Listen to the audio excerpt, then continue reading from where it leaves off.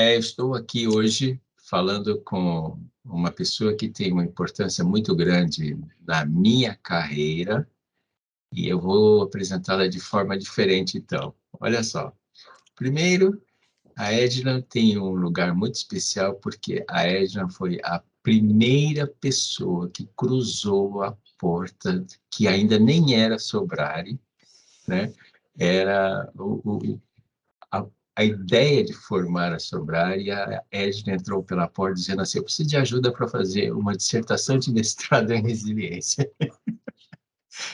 E Exatamente. nesse momento, então, começou-se toda uma carreira, uma história que veio se desdobrar em vários outros mestrados, vários outros doutorados, inclusive agora tem mestrado sendo feito na Unirio, tem mestrado sendo feito aqui na Faculdade de Medicina de São Camilo, tem doutorado sendo feito, então é uma alegria muito grande. A Edna também, ela veio fazer um mestrado buscando resiliência para aplicar dentro da área corporativa, onde é a carreira dela. O mestrado foi na área corporativa, hoje é professora na GV. Você ainda é professora na Sampo, Edna? Não, não, eu sou na Business School BSP, que é a Business School de São BSP, Paulo. né? Isso, e na Então, ESPM também. né? Agora também, então, olha só. Uhum. E, além disso, também, Edna foi durante muito tempo minha chefe na Associação Brasileira de Recursos Humanos. Obrigada, Jorge, obrigada. Obrigada pela oportunidade de estar aqui, obrigada por contar minha história com tanta maestria. Não preciso falar mais nada, você já falou praticamente tudo. E é uma honra, tá, Jorge, estar aqui com você, colaborar com a Sobrare, colaborar com o que você precisa. E quando você comenta, né, que a gente se conheceu num momento tão particular, né, eu lá no mestrado, procurando quem é que falava sobre resiliência, porque eu queria estudar esse tema dentro da gestão de pessoas, e o destino, né, a linha de conhecimento nos apresentou e não largamos mais, né. Foi. Desde 2005 estamos Uhum. aí nessa jornada de aprendizado juntos na medida do possível. Então é um prazer estar aqui, tá. Eu quero fazer uma pergunta, assim, hoje em dia, hoje, 2022, você se dedica muito à monitoria de lideranças. Uhum. Qual é o foco que você coloca, aonde você dá a sua ênfase no seu trabalho como monitora, né? Como, então, eu tenho atuado, né, ao longo dessa minha jornada toda de experiência profissional, muito com orientação de pessoas, muito com acompanhamento da carreira das pessoas dentro das organizações e, paralelo a isso, nos últimos anos, 15 anos, com os alunos também, né, porque todo professor é um mentor. Nós somos Sim. mentores de pessoas o tempo todo. E até pela minha formação na área da psicologia, isso tem ajudado. Nos últimos meses, quando eu decidi sair da gestão corporativa para atuar diretamente com as pessoas, eu tenho trabalhado muito com o tema carreira. Tem muito A pandemia acho que fez aí um processo, possibilitou, né, potencializou um processo de reflexão das pessoas, e as pessoas estão revisitando muito o modelo de carreira, o que que elas estão fazendo, para onde que elas querem ir. Então eu tenho trabalhado muito com a mentoria focada no olhar para a carreira, no olhar profissional e no desenvolvimento de liderança dentro das organizações. Estou em alguns projetos bem interessantes, mas a linha de aprendizado, a jornada é sempre de autoconhecimento. Como eu utilizo o conhecimento que eu tenho da minha pessoa, do meu potencial, das minhas competências para eu ser a minha melhor versão em qualquer momento que eu esteja atuando. Eu tenho trabalhado muito com este foco. Fiz algumas formações, ao longo da minha carreira, e até o estudo comportamental e olhar um pouco o quanto as pessoas são capazes de revisitar a sua tomada de decisão, né, Jorge? Eu penso muito até na própria resiliência o tempo todo, porque independente do nome que se dá, essa questão do autoconhecimento, de identificar, né, o que que gera confiança, o que que gera um desempenho melhor, que aí vem a linha da autoeficácia, eu conheço das minhas emoções e o que potencializa essa gestão das minhas emoções, então vem para a autogestão. O tempo todo eu tenho trabalhado com isto, para que as pessoas tomem consciência de quem elas são e como é que elas podem utilizar isso em benefício delas mesmas. Uhum. O que mais te atrai, te faz os seus olhos brilhar no ser humano quando o assunto é caminhar junto? Bom, o que me atrai é a capacidade que o ser humano tem de tomada de consciência da sua potencialidade. Isso me fascina. E, felizmente, as pessoas precisam do outro para fazer isso. E eu estou fazendo esse papel do outro com muita maestria, né. A gente infelizmente não conseguimos fazer isso sozinho, por mais é lógico, algumas pessoas com uma jornada de autoconhecimento maior já conseguem fazer isso sozinho, mas a maioria das pessoas ainda precisa de muita ajuda. Então, o que mais brilha meus olhos é eu sentir o brilho nos olhos das pessoas, dos insights que elas têm, do potencial que ela pode usar em benefício dela mesma. Eu sei que você tem uma capacidade muito apurada de ouvir, né, de sentir a pessoa.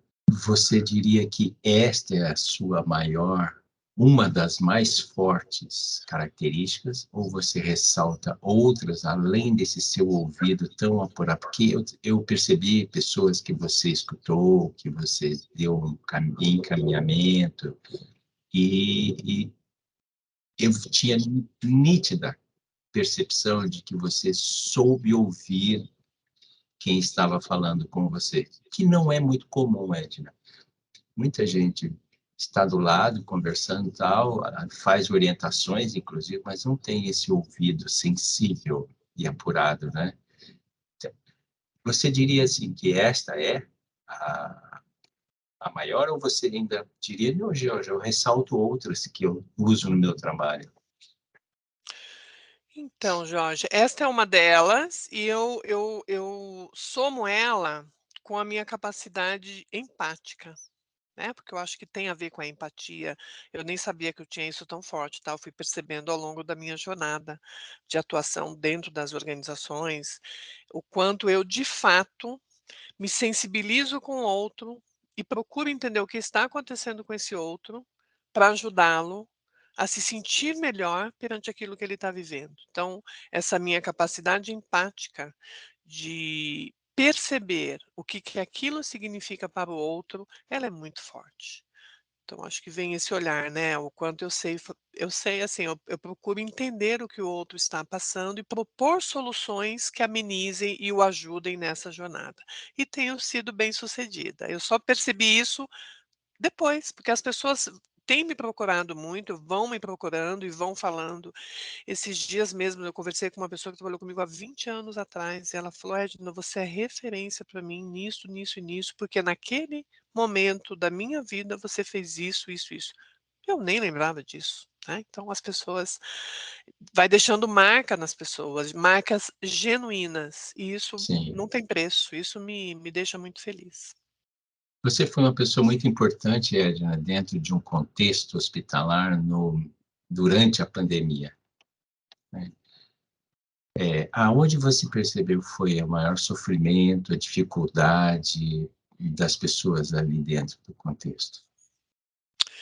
Então, acho que o contexto hospitalar, e até na experiência que eu tive, que foi num hospital oncológico, ele já é muito sensível. Ele já mexe muito com as pessoas, independente de ter uma pandemia, né. Então, o tempo todo, até porque a minha responsabilidade era a formação de profissionais na área da saúde, jovens profissionais e profissionais até mais experientes, mas os jovens principalmente, eu percebia o sofrimento de muitos deles, tá. Por perceber que não poderiam ir além daquilo que eles gostariam com o paciente, né, tem todo um processo, e a pandemia potencializou isso muito mais. Sim, Porque além do contexto de cuidar do paciente no limite do processo, da metodologia e do contexto hospitalar, eu também tinha o contexto da pandemia, o cuidado, a falta de informação, a insegurança minha como pessoa, da minha família, do meu contexto. Então isso mexeu muito com as pessoas do ponto de vista psicológico.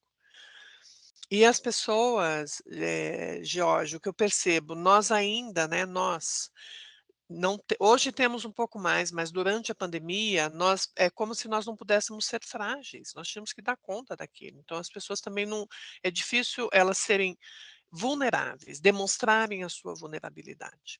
Então acho que eu colaborei muito ao ouvir as pessoas e falar para elas que eu as compreendia e que tinha uma forma delas se sentirem um pouco mais tranquilas com aquilo que elas estavam vivendo. Não dava para resolver a situação, mas elas poderiam enxergar aquilo de uma forma menos intensa, utilizando os próprios recursos internos.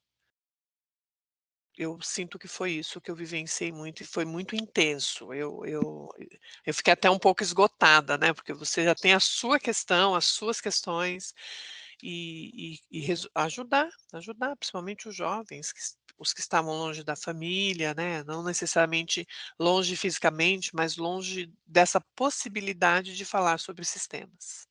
Sim. Uma das fortalezas que eu vi durante a pandemia era o apoio familiar, o apoio de pessoas muito próximas, né? Quem podia contar realmente enfrentava melhor. Do jeito que você Uhum. estava falando, nem todo mundo podia contar com isso, né? Exatamente. Por falta de tempo, por desafios de cada um, por falta de recursos internos para a gente poder apoiar o outro, por não ter essa sensibilidade com o outro que está ao nosso lado, enfim, tem N motivos, né. E eu percebi que isso foi muito intenso, não só no ambiente hospitalar, nas minhas aulas, alguns alunos que a gente precisa continuar a jornada de aprendizado, alguns não conseguiam, pediam ajuda, enfim, acho que foi um movimento de ajuda. E por eu ter essa empatia aguçada, eu sinto que eu ajudei muita gente. E me ajudei também, né, porque eu também me cuidei, cuidei da minha família, procurei cuidar de pessoas, algumas quiseram, outras não precisavam, e a jornada continua, né. Sim. E fazendo uma transição, do hospital para as empresas, você percebe também, porque você é uma das líderes fortes do âmbito de recursos humanos aqui em São Paulo, que a mesma tendência, a gente pode dizer, dentro das empresas, de... De cuidado com as É, pessoas? uhum, Sim, eu percebo que sim. Provavelmente quem estava no ambiente hospitalar, colegas de recursos humanos do ambiente hospitalar, tiveram uma sensibilidade maior, porque vivem isso de uma outra forma.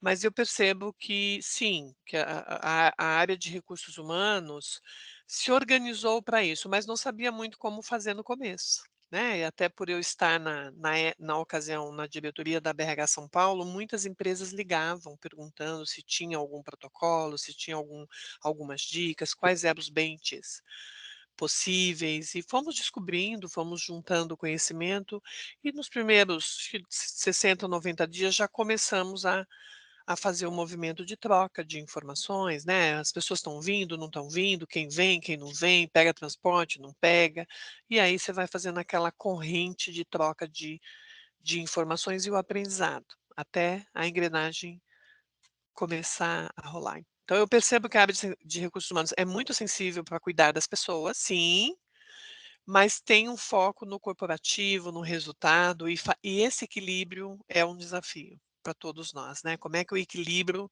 o que precisa ser feito, o que tem que ser feito, não pode parar a produtividade, porque as empresas precisam sobreviver, com o cuidar das pessoas, respeitar a ausência das pessoas, eh, tirar do ambiente de risco as pessoas que não podem estar. Então foi um aprendizado muito grande para as pessoas de RH, mas conseguiram, fizeram um bom trabalho. foi.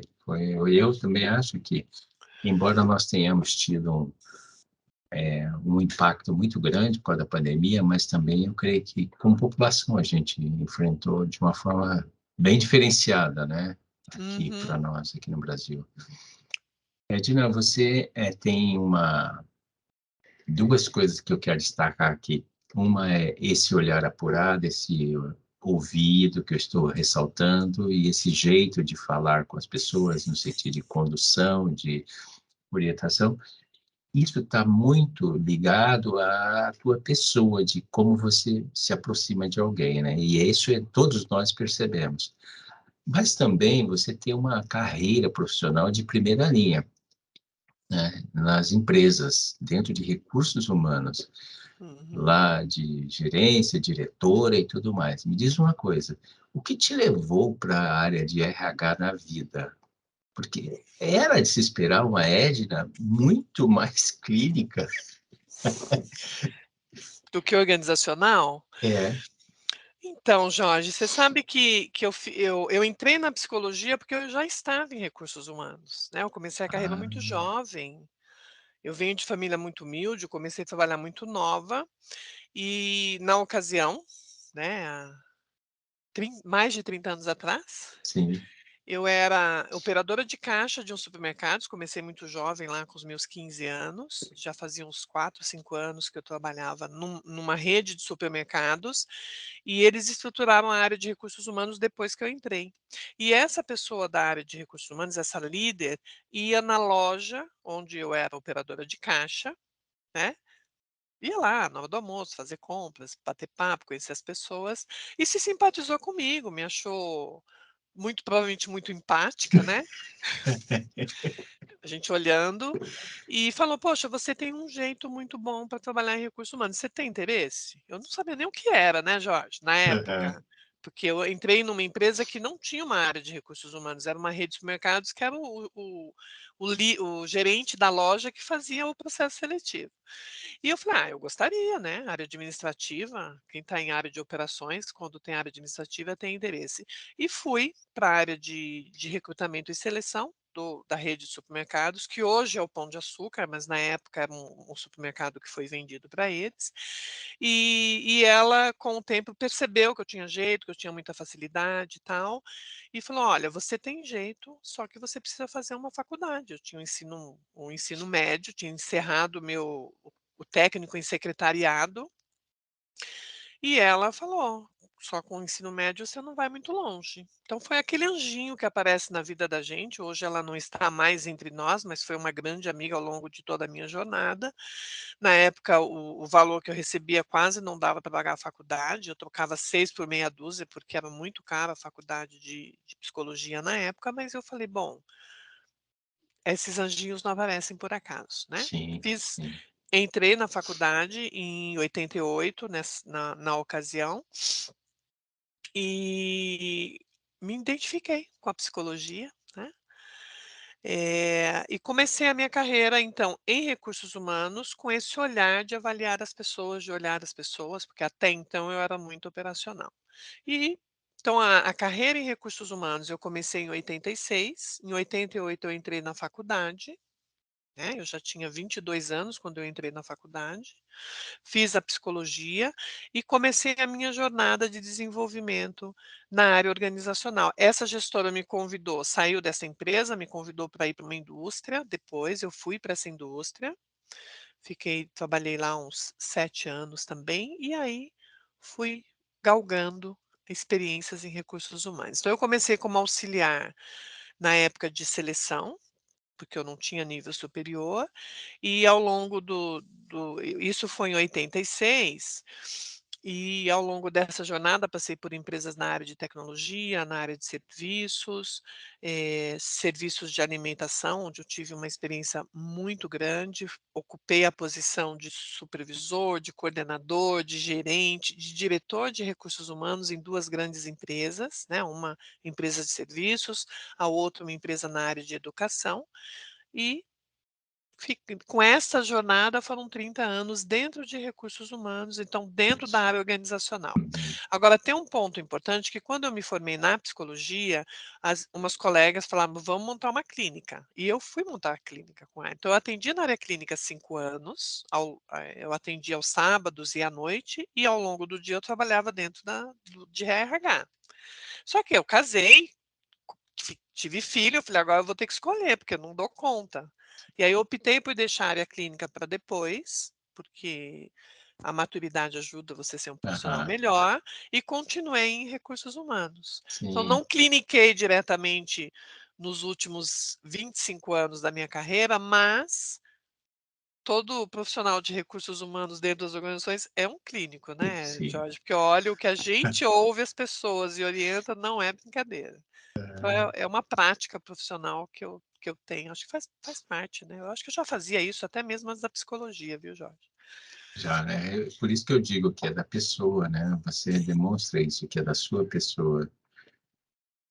É tão bom conhecer um pouco de você, né, porque ao conhecer um pouco da sua vida, trajetória, a gente vai dando a forma de outras pessoas que estão começando e vão ver esse vídeo, falar: "Poxa vida, é assim que a gente pode caminhar também", né. Uhum, uhum. Acreditando e indo nas oportunidades, como você está falando, né, as oportunidades aparecem e Aparecem. Aparecem, Jorge, e foram aparecendo, nesses 40 anos de carreira dentro das organizações. Eu completei o ano passado, porque eu comecei a trabalhar em 81, em 2021 eu fiz 40 anos de experiência nas empresas, dos quais 30 em recursos humanos. Passei por todas as funções, tenho muito orgulho do trabalho que eu fiz, deixei muitas marcas. Agora, é lógico que a jornada não é fácil, tem muitos desafios, né, essa jornada de estar sempre estudando, em contato com pessoas que de fato sejam referência para você, esse olhar, né, do que você gosta, do que você não gosta.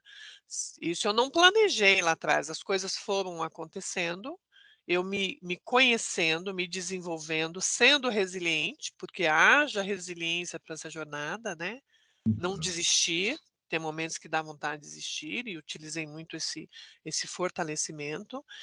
E, inclusive, foi essa jornada que me fez pensar em fazer o mestrado em 2005. Eu estava numa empresa de tecnologia, como líder de RH, e eu achava muito eu me incomodava muito com os líderes, quando eles não conseguiam gerenciar as pessoas, o potencial das pessoas, o desempenho das pessoas, eles não queriam mais, eles queriam desligar a pessoa. Falava: "Mas não tem, não, não quero mais, não vou desligar, mas eu queria que você mudasse de projeto, mudasse de área". Eu falei: "Não, isso não existe", né.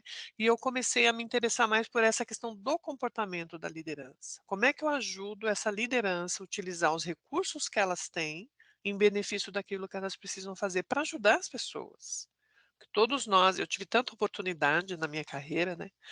Quantas patinadas eu dei, tinha alguém ali orientando, empurrando. Então, como é que a gente trabalha isso? Quer dizer, não desistir daquilo que a gente se propõe, e sim enfrentar esses desafios e encontrar um aprendizado neles para que a gente dê o próximo passo. Por isso que eu sim. fui estudar um pouco mais a questão da resiliência, como é que a gente pode entender e desenvolver e sensibilizar as pessoas para esse potencial que existe dentro delas, né?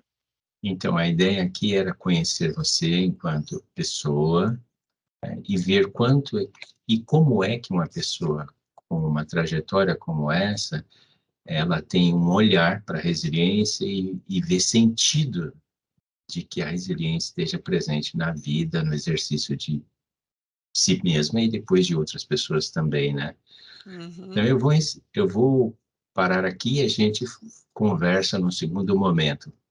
Pode ser? Combinado, Olha, combinado, eh, Jorge. por enquanto, gratidão. Gratidão, Jorge. Obrigada pela oportunidade de falar um pouco da minha jornada, do que eu estou fazendo agora, porque essa prática que eu tenho agora é resultado de toda essa jornada de aprendizado, né. Então eu estou bem feliz do que eu estou fazendo e muito mais feliz por estar aqui contando para você tudo isso. Muito Prazer, bom. viu. Obrigada pela oportunidade.